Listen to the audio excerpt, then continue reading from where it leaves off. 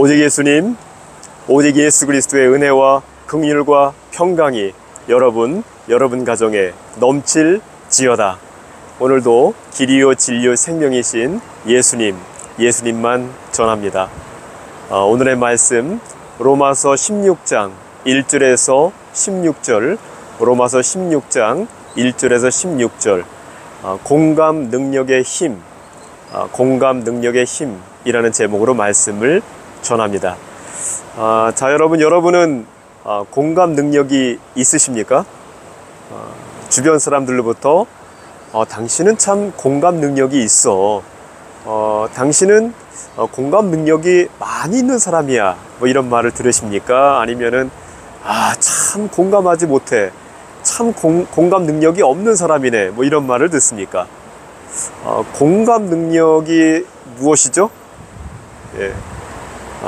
공감 능력이다 하면은 다른 사람과 소통을 잘 하느냐, 쉽게 말해서 타인과 다른 사람들과 잘 지내냐, 소통을 잘 하냐, 뭐 이런 말이 되겠습니다. 영어로는 이제 두 가지로 쓰이는데 empathy와 sympathy 이렇게 이제 쓰입니다. empathy 하게 되면은 정서적으로, 감성적으로 타인과 소통하는 것, 이런 의미가 있고요.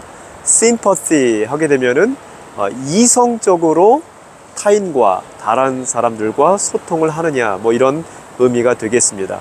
어찌됐든 다른 사람의 상황과 정서를 잘 이해하고 소통하며 다른 사람을 도울 의지를 갖거나 다른 사람을 도울 수 있는 일련의 능력, 이것이 공감 능력이다, 이렇게 이제 말을 할 수가 있죠.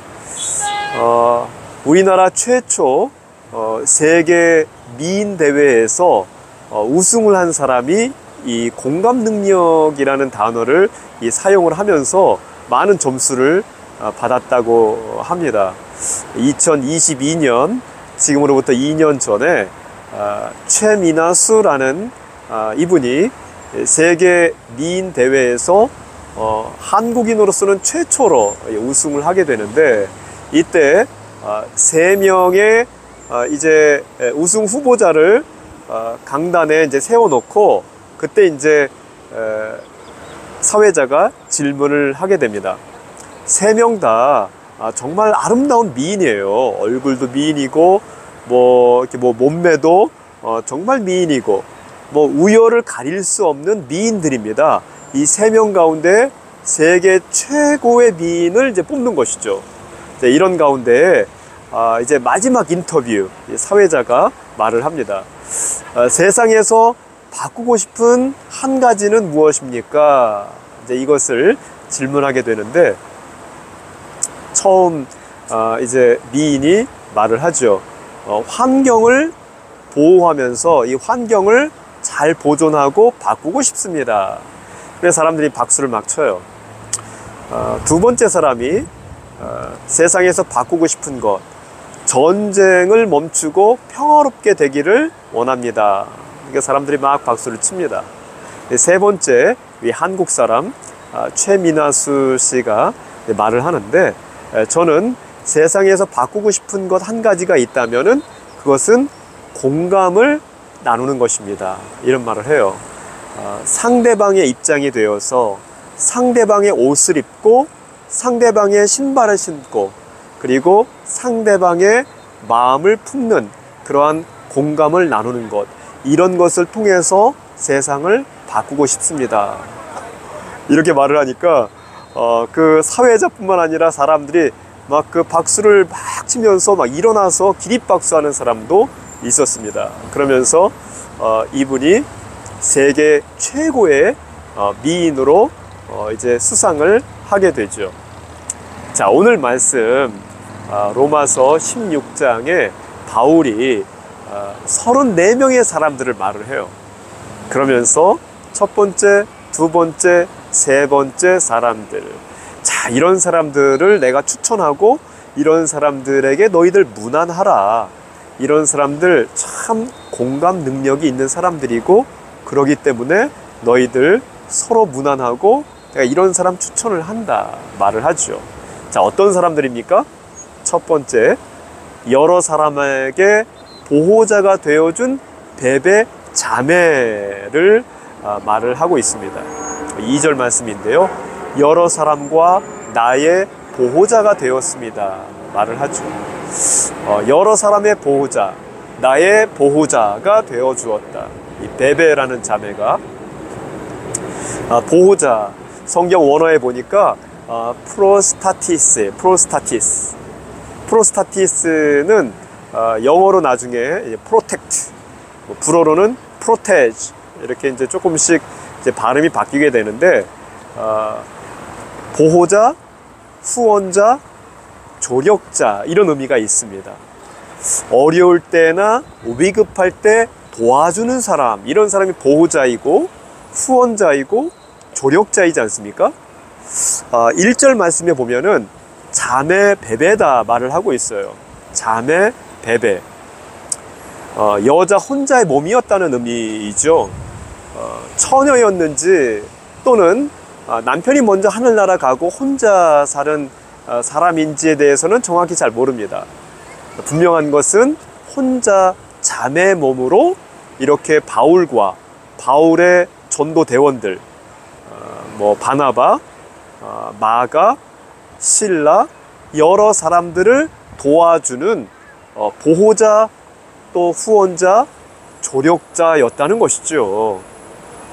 여자 혼자의 몸으로 덴그리아 교회의 일꾼이었다 이렇게 말을 하기도 합니다. 자, 여러분, 인생을 살다 보면 특별히 어려울 때가 있어요. 힘들 때가 있습니다. 실망하고 좌절하고 심리적으로 또 정신적으로 또 육체적으로 힘들 때가 있죠. 이 어려운 시절에, 힘든 시절에 도와준 사람들 평생 잊을 수가 없죠. 어렵고 힘들 때 작은 격려, 작은 말 한마디도 큰 힘이 됩니다. 이럴 때 공감해주고 이해해주고 또 말로만이 아니라 필요를 또 이렇게 채워주는 베베 자매, 정말 귀한 자매였던 것입니다. 자, 여러분이 주변에 가까운 이웃, 가족, 부부, 부모, 자녀 서로 공감하고 서로 이해해주고 서로의 필요를 채워주시기를 주의 이름으로 간절히 축원합니다. 두 번째로 바울이 말하고 있는 참 이렇게 공감하고 또 이해하고 필요를 채워주었던 사람 누구인가? 목숨까지 내놓았던 브리스가와 아굴라를 말을 하고 있습니다. 오늘 말씀 4절 말씀인데요. 그들은 내 목숨을 위하여 자기들의 목숨까지 내놓았나니 말을 하고 있어요. 아굴라는 누구인가 보니까 아굴라는 유대인이에요. 예루살렘에서 로마로 가서 살았던 사람이에요. 브리스가는 누구인가? 이 아내 브리스가는 로마 귀족 집안 출신 사람입니다. 그러니까 유대인과 로마인, 국제 결혼한 그러한 부부다 이렇게 볼 수 있는데, 로마에 살면서 텐트, 이 천막 비즈니스를 했어요. 그래서 이 부부가 열심히 천막을 만들고 또 천막을 또 팔고 하면서 개인용 또 군용 텐트, 로마 군인들이 쓰는 군용 천막 텐트를 납품을 하고 이러면서 열심히 살았습니다. 그런데 로마 글라우디오 황제 때에 유대 그리스도인들 다 처형을 하든 추방을 하든 없애버려라 하면서 나사렛 칙령을 내립니다. 이때 나사렛 칙령에 따라서 이 브리스가와 아굴라가 로마에서 추방당하죠. 도망을 간 것입니다. 그래서 이 추방령에 따라 도망을 고린도로 가게 됩니다. 직업도 잃어버리고 모든 일거리가 떨어진 브리스가 아굴라, 가족들로부터 멀어진 브리스가 아굴라, 심지어 목숨의 위협이죠. 생명의 위협을 받고 있는 상황입니다. 이런 상황에서 고린도에서 바울을 만나게 되죠. 바울이 복음을 전합니다. 바울이 복음을 전하여서 이때 예수 그리스도를 만나 이 생명의 말씀 가운데 구원의 기쁨, 구원의 감격, 구원의 감사 가운데 살게 되죠. 자, 이러한 구원의 기쁨, 감격, 감사의 말씀을 전하였던 바울이 또 다른 곳에 복음을 전하다가 핍박을 당하면서 생명의 위협을 당해요. 이럴 때에 브리스가 아굴라 어떻게 합니까? 본인들이 당했었던 핍박을 공감을 하죠.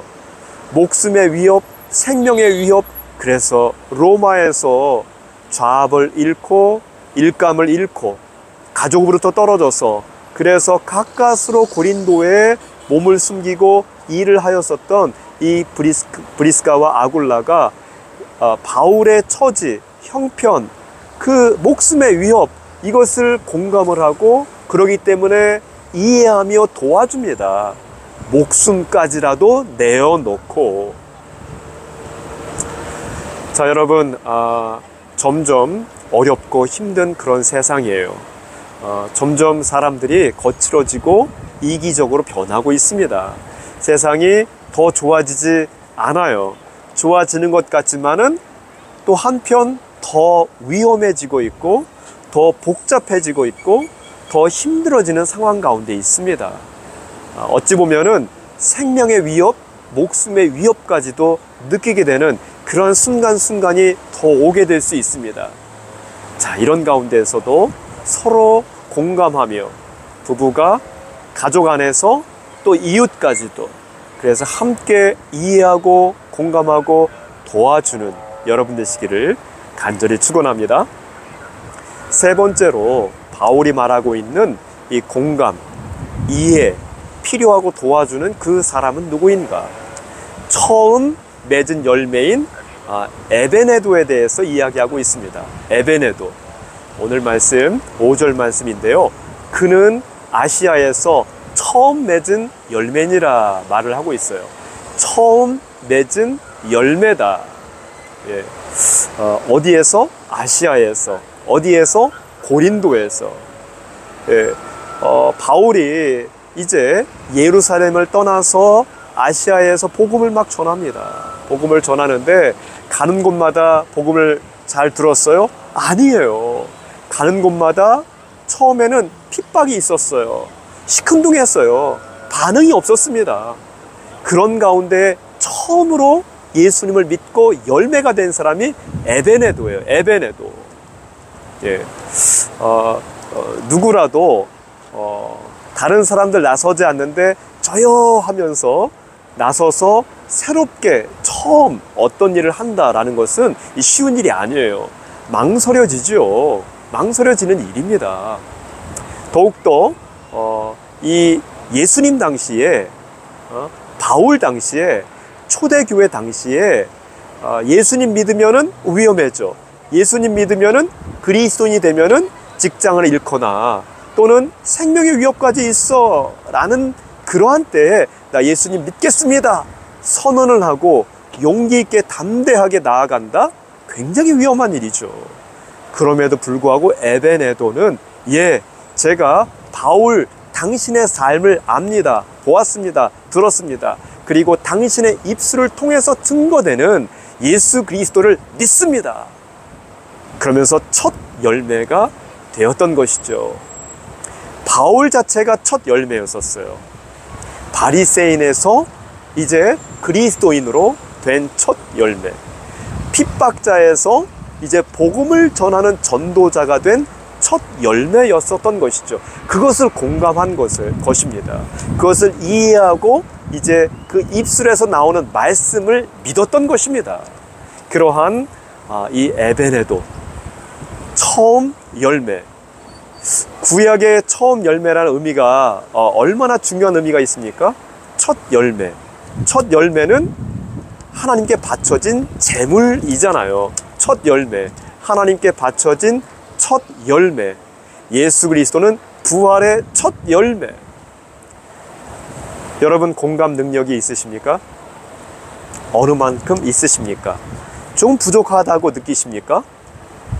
공감 능력, 주님의 말씀에 대한, 하나님의 말씀에 대한 공감을 하고 이해를 하고 또 믿음을 가지며 가족 안에서 이웃 가운데 공감을 하고 이해하고 또 서로 신뢰하며 서로 도우며 살아가시는 여러분 되시기를 주의 이름으로 간절히 축원합니다.